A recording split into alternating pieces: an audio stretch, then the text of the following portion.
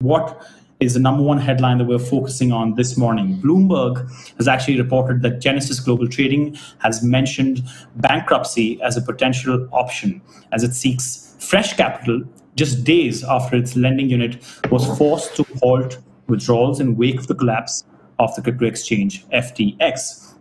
Genesis and CoinDesk share the same parent company, Digital Currency Group.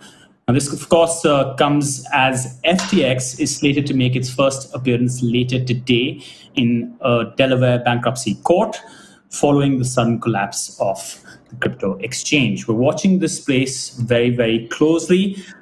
But let's go to our first guest. Joining us now to discuss all that and more is a man who was on the trading floor at Lehman when it went bankrupt. Yes, Chris Perkins, the president of CoinFund, which is a crypto-native investment firm and registered investment advisor. He's with us. Thanks so much, Chris, for being with us. Interestingly, CoinFund was an early investor in FTX, and I want to get straight to it right now, Chris, because the Wall Street Journal has also reported that Genesis sought funding from both Binance and Apollo Global Management, and that Binance, interestingly, declined to invest, citing potential conflicts of interest. What are your thoughts on all that, and obviously in the context of the crypto contagion concerns? Yeah, thank you for having me on, and also my heart goes out to everyone who was impacted by FTX, and even you guys at CoinDesk. I know it's not easy for you, and so I mean, let's start from the very beginning. For whatever reason, we continue to have this issue across finance, and that's traditional finance and now crypto. And what is that issue? It's really around CeFi and the fact that over and over again, we have these individuals, these organizations that are tightly controlled. It's very opaque. And there's a misunderstanding of risk management, liquidity management, and in certain cases, perhaps, people aren't doing the right thing. And we've seen this time and time again.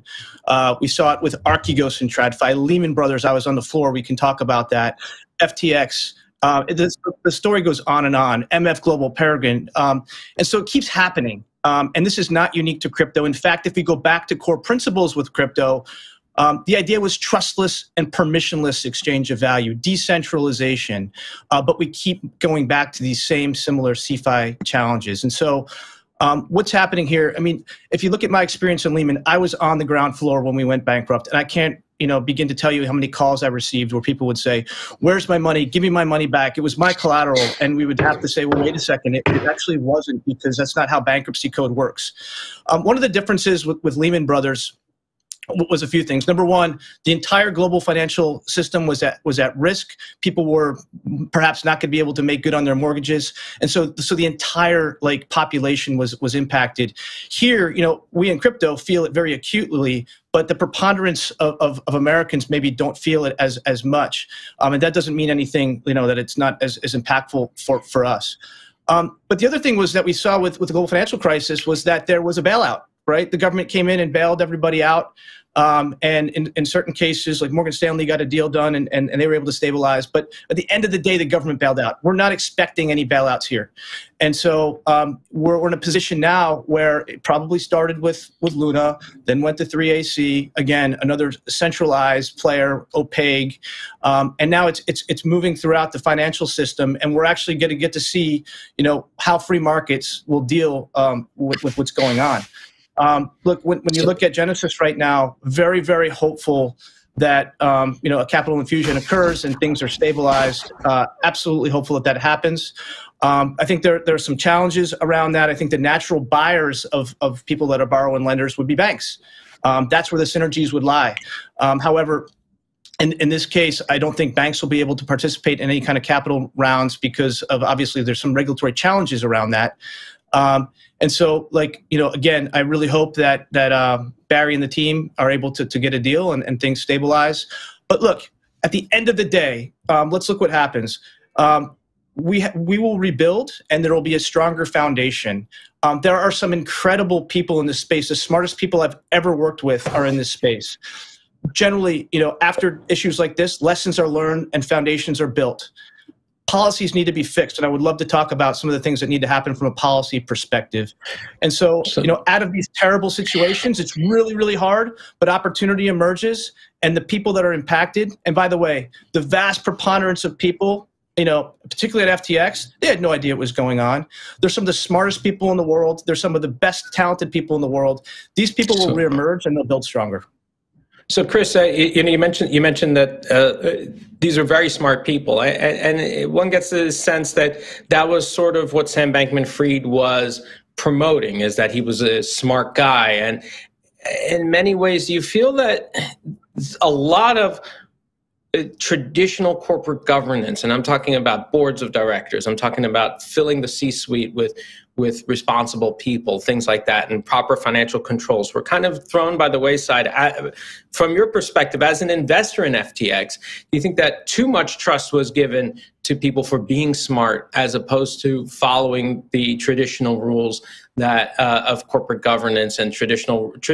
And look, every company, of course, is different. A lot of companies have the same chairman and CEO, which generally is frowned upon. But nonetheless, it occurs. Disney, I'm thinking about. This is the kind of thing that, as investors, it seemed that many of these smart money, including you guys, kind of overlooked. Did that concern you at all at the time you were investing? And did it concern you throughout the course of the time FTX was in existence? Or was it overlooked because A, he was a smart guy, and B, he was just making money for you guys? Yeah, let me clarify our role with FTX. So we were investors in LedgerX, which is a fully regulated, the derivatives entity that was acquired by FTX. LedgerX had a board of directors. It still has a board of directors. To date, it has not gone insolvent. So I do want to clarify our role, and so just to make that clear. But you're spot on. And one of the reasons why we invested in that particular entity was because it was licensed and it had a board of directors. So yes, as investors, from our perspective, it's imperative that there are governance and controls. There are boards of directors. There needs to be checks and balances. You'll also hear a lot of talk about proof of reserves, right? This is very important, and it's something that needs to be effectively. Proof of reserves is nothing more than transparency, right? We need to provide people transparency. You also need, for centralized products and exchanges, you need proof of liabilities. But there's something else that people aren't talking about, and that's client protections. Okay, and that starts at the policy level. If you look at futures and derivatives today, they are subject to client protections based on law. Okay, within the United States, to the extent even with FTX derivatives, those client funds were protected and are protected under law.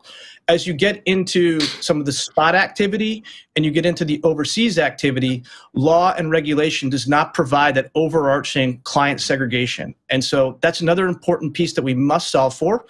And it really starts with understanding, people will be very quick to point the finger at regulators, and it's easy to do that. But from my perspective, and I wrote an op-ed on this, it starts with policy, right? You need laws and statutes that determines how our industry is regulated. And then, of course, on top of that, what type of client protections are afforded. And so rather than focus on, is it in this bucket or that bucket, it's better to get back to principles, the principles that we're trying to solve for. Client protections are number one at that list.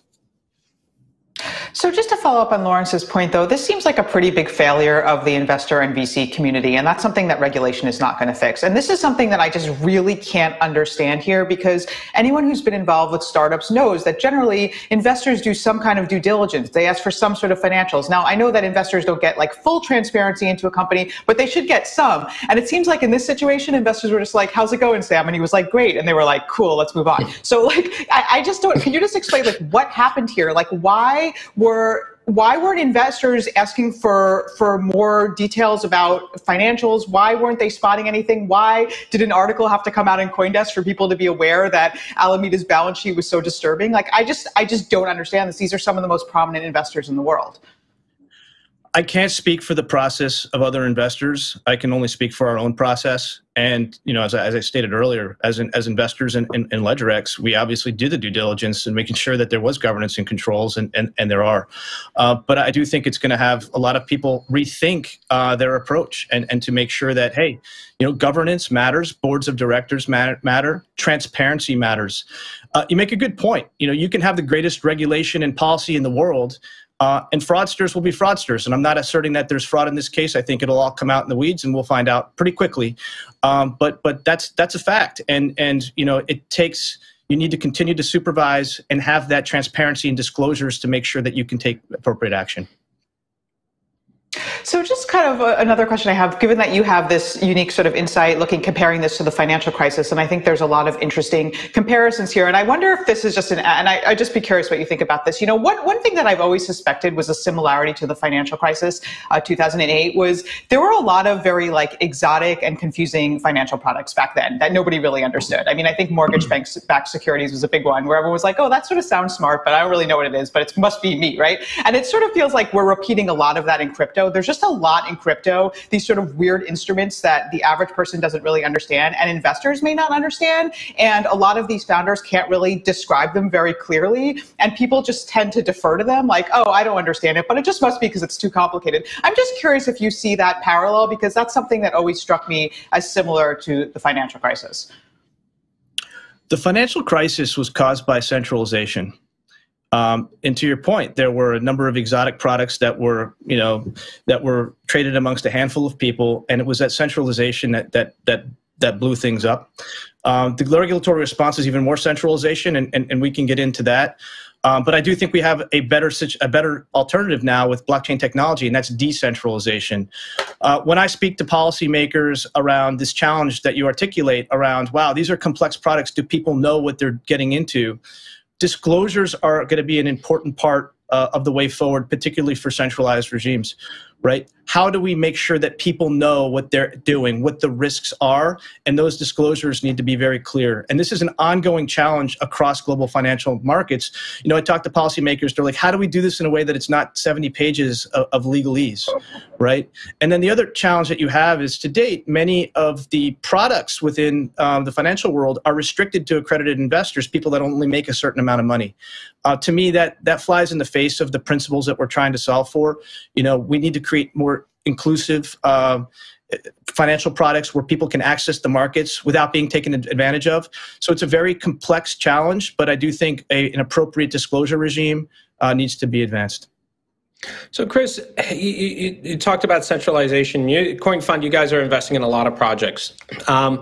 Do you think that too much of the overall traditional markets resources that went into crypto went into the markets aspect of crypto rather than the applications aspects of it? In other words, that crypto just became, in essence, a giant casino because so much money went into the exchanges and the derivatives and the futures, and not in apps and dApps and all sorts of actual payments methods relative to the size of those crypto markets. Do you think that was a factor in why we see the centralization? And do you think that maybe perhaps it's time for, this might be a good, I'm trying to use a family-friendly metaphor, but it's a way to clean house?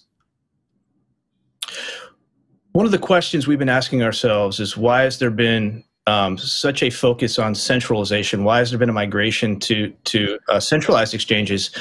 A lot of that has to do with client experience. And, I think many of us believe that centralized entities need to be thoughtfully regulated, and those regulations should be principles-based. We've seen DeFi work pretty well through this crisis and volatility. It's held up. It's done exactly what it said.